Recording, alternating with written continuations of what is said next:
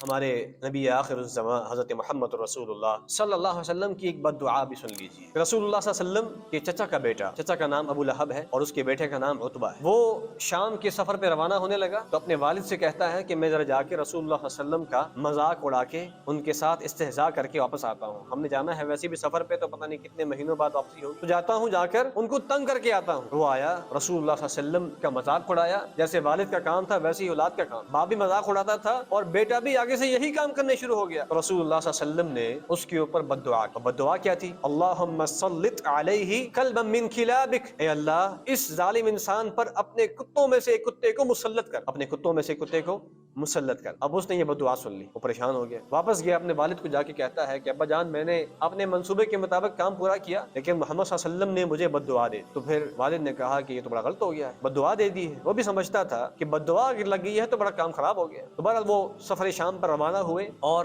شام کے قریب ایک علاقے میں پہنچے، رات کا وقت تھا، رات کو سونے کا ٹائم آیا تو ابو لہب نے قافلے والوں کو جمع کی اور جمع کرنے کے بعد یہ کہا کہ دیکھو میرا تمہارے ساتھ کتنا اچھا تعلق رہا ہے، میرا تم پر حق ہے اور حق یہ ہے کہ میرا جو بیٹا ہے اس کو محمد صلی اللہ علیہ وسلم نے بد دعا دے دی ہے، تو میری اس معاملے میں معاونت کرو کہ ہم نے اس کو بچانا ہے۔ انہوں نے کیا کیا؟ اپنا سارا سامان جمع کیا اور سامان جمع کرنے کے بعد اس سامان کے سب سے اوپر والے حصے پر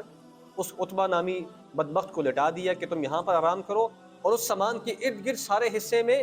وہ سارے قافلے والے سو گئے، تاکہ اگر کوئی ایسی بلا آتی بھی ہے، کوئی جانور آتا بھی ہے تو سب سے پہلے ہمیں مارے گا، اس کے بعد جا کے اس پہ حملہ کرے۔ لیکن اللہ تعالیٰ اپنے معاملوں کو پورا کرنے پر قادر ہے، ان اللہ غالب علی امری، اللہ اپنے معاملے کو، اللہ اپنے حکم کو پورا کرنے والا ہے۔ اللہ تعالیٰ نے ایک شیر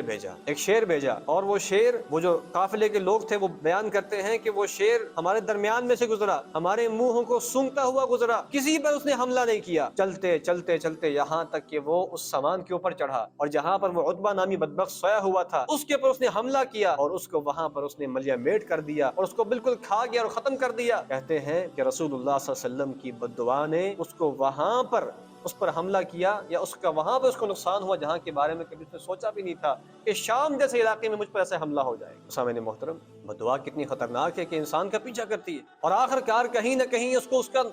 مزہ چکھنا پڑتا ہے۔